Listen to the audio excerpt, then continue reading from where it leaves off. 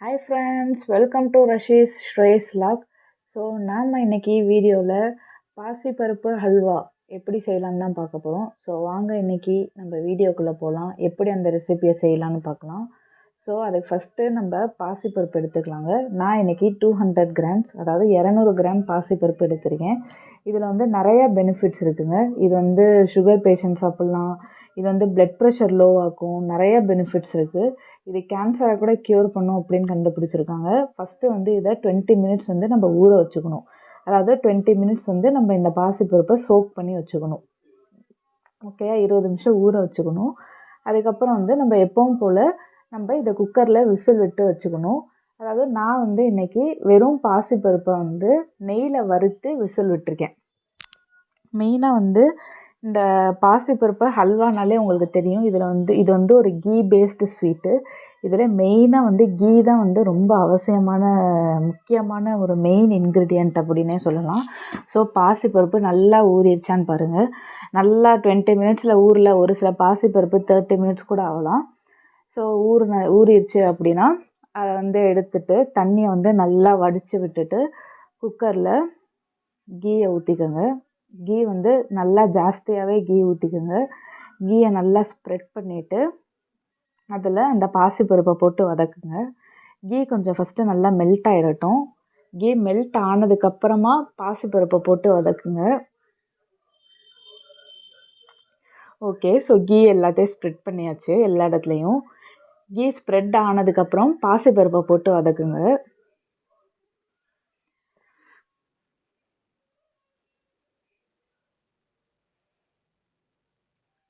Okay, so பாசிப்பருப்பு தண்ணியை வடித்து விட்டாச்சு. கொஞ்சம் அடியில் தண்ணி இருந்தாலும் ஒன்றும் பிரச்சனை இல்லை. ஸோ இருக்கிற எல்லா பாசிப்பருப்பையுமே நம்ம போட்டு நல்லா வந்து மிக்ஸ் பண்ணிக்கணும். கீயோட நல்லா வந்து அந்த நெய்யில் வந்து நல்லா வதக்கிக்கணும் பாசிப்பருப்பை. ஒரு அரோமா வரும், அதாவது ஒரு நல்ல ஃப்ளேவர் நமக்கு கிடைக்கும் கீயோட. அதாவது நெய்யோட அந்த பாசிப்பருப்பை வதக்கும் போதே வந்து ஒரு நல்ல ஃப்ளேவர், நல்ல ஒரு வாசம் நமக்கு கிடைக்கும். ஸோ அது வரைக்கும் நம்ம வதக்கணும். ஓகே, ஸோ எல்லா பாசிப்பருப்பையுமே போட்டாச்சு. போட்டு நல்லா வதக்குங்க. உங்களுக்கே அதோட டிஃப்ரென்ஸ் தெரியும், அது கலர் மாறுறதும் தெரியும் ஃப்ரெண்ட்ஸ்.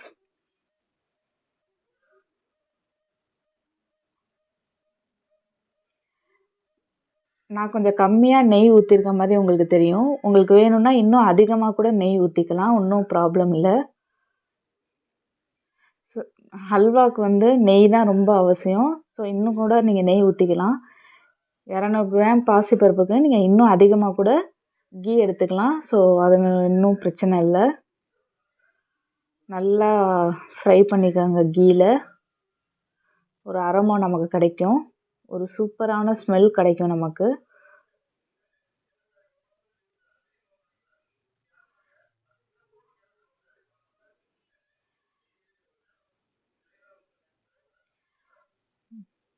Nice smell. நடுவில் கூட வந்து நம்ம நெய் யூஸ் பண்ணிக்கலாங்க. நல்லா மிக்ஸ் பண்ணுங்கள். ஸோ இது நமக்கு பாசிப்பருப்பு வந்து நெய்யை வந்து கொஞ்சம் அப்சர்வ் பண்ணுற மாதிரி இருக்கும். ஸோ அப்போ இன்னும் வந்து நம்ம கீயை யூஸ் பண்ணிக்கலாம்.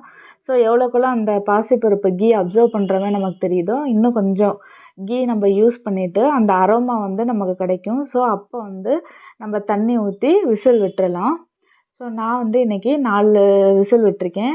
நீங்கள் வந்து உங்கள் குக்கருக்கு ஏற்ற மாதிரி விசில் விட்டுக்கலாம். 3 விசிலும் விட்டுக்கலாம், 2 விசிலும் விட்டுக்கலாம். பட் மெயின் கன்சிஸ்டன்சி என்னென்னா பாசிப்பருப்பு வந்து நல்லா வெந்திருக்கணும்.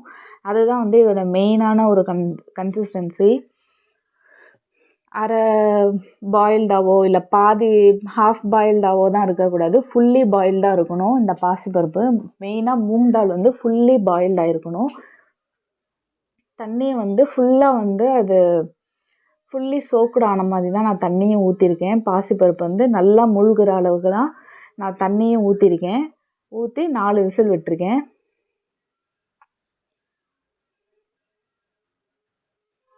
பாருங்கள் நான் எப்படி செஞ்சுருக்கேன்னு.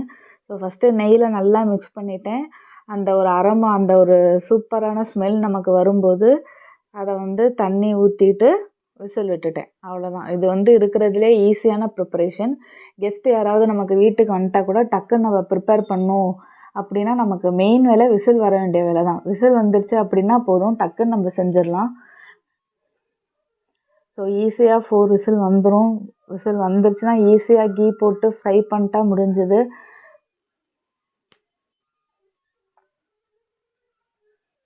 Okay, so waiting for the whistle.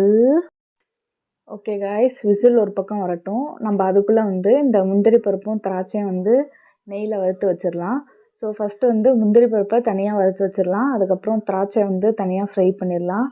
நெய் வந்து அதுக்கும் நம்ம ஊற்றி ஃபஸ்ட்டு முந்திரி பருப்பை ஹாஃபாகவும் நம்ம வேணால் ஃப்ரை பண்ணிக்கலாம், இல்லை ஃபுல்லாகவும் ஃப்ரை பண்ணிக்கலாம். ஸோ முந்திரி பருப்பை வறுத்துட்டு அது ஃப்ரை ஆனதுக்கப்புறம் நம்ம திராட்சையை ஃப்ரை பண்ணி வச்சுக்கலாம். ஓகேவா? நெய்யில் நல்லா முந்திரி பருப்பை வறுத்துக்கோங்க. கோல்டன் ப்ரௌன் கலரில் வரணும். முந்திரி பருப்பு திராட்சை ரெண்டையும் ஒரே இதாக வந்து நெய்யில் போடக்கூடாது, ஏன்னா திராட்சையோட தன்மை வந்து டக்குன்னு வறுபட்டுரும். ஸோ வெறும் முந்திரி பருப்பை ஃபஸ்ட்டு வறுத்துட்டு அது வந்து வெந்ததுக்கப்புறம் தான் திராட்சையை போடணும் கைஸ். அதை கொஞ்சம் இதுதான் வந்து ஒரு குக்கிங் டிப்ஸு, தெரிஞ்சுக்கோங்க. இது வந்து எங்கள் அம்மா எனக்கு சொன்னது, இல்லாட்டி எனக்கும் இந்த டிப்ஸ் தெரியாது.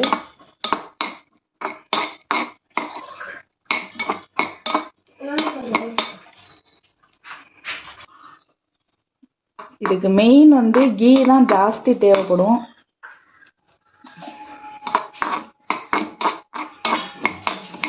பாருங்க, கலர் சேஞ்ச் ஆகுறது நல்லா தெரியும். மும்பைடாங்க. ஸோ அடுத்து திராட்சை போட்டாச்சு. இது பாருங்கள் டக்குன்னு ஃப்ரை ஆயிரும்.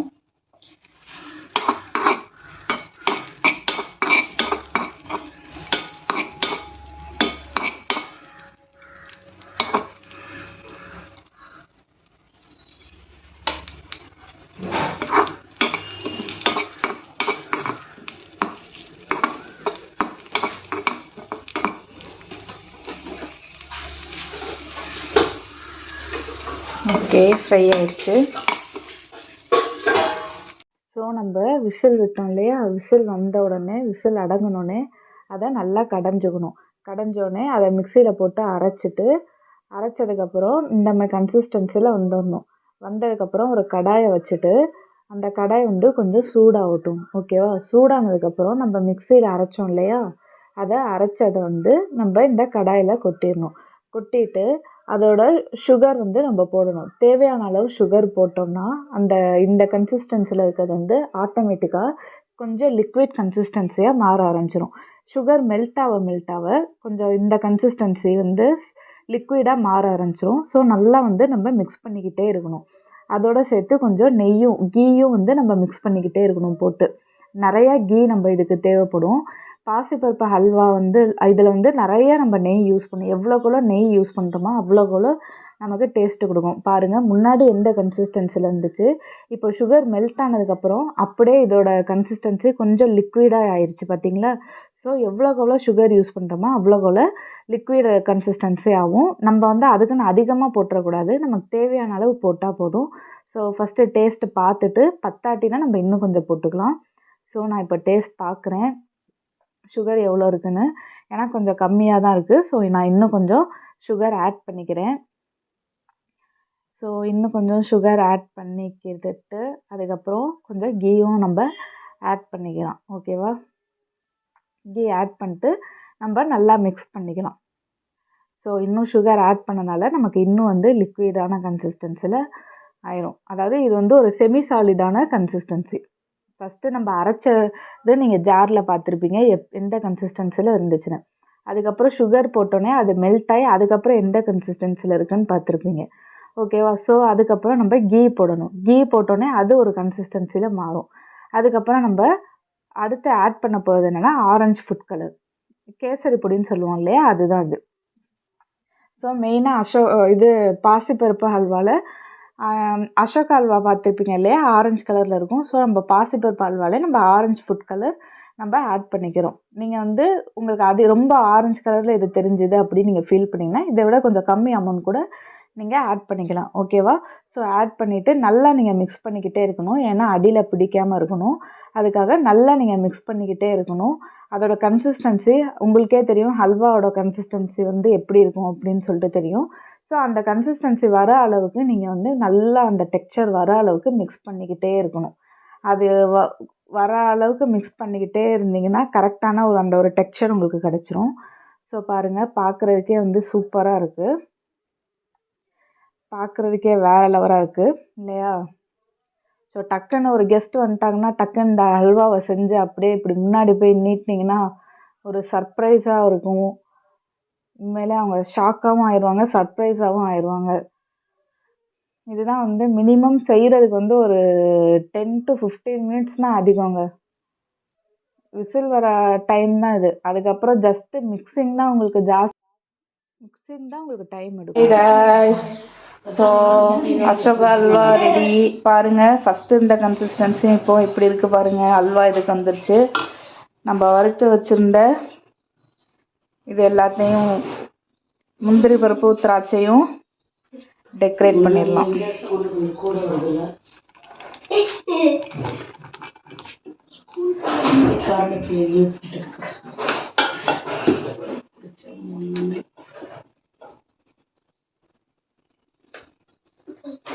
ஸோ வீட்டில் லீவ் நாளில் உங்கள் சில்ட்ரனுக்கு, உங்கள் ஹஸ்பண்ட்க்கு, உங்கள் ஒய்ஃபுக்கு எல்லாத்துக்கும் இதை செஞ்சு காட்டுங்க. எல்லாருக்குமே ரொம்ப பிடிக்கும். உங்கள் ஒய்ஃப் சாப்பிட்றதா இருந்தால் ஹஸ்பண்ட்ஸ் நீங்கள் எல்லாம் செஞ்சு கொடுங்க. ஹஸ்பண்ட் சாப்பிட்றதா இருந்தால் ஒய்ஃப் எல்லாம் செஞ்சு கொடுங்க. ஹஸ்பண்ட் சாப்பிட்றதா இருந்தால் ஹஸ்பண்ட் அண்ட் ஒய்ஃப் 2 பேர் சேர்ந்து செஞ்சு கொடுங்க. இதே மாதிரி இன்னொரு சூப்பரான ரெசிபியோடு நான் சந்திக்கிறேன். Until then, it's signing off from Shreyas Vlog. Bye.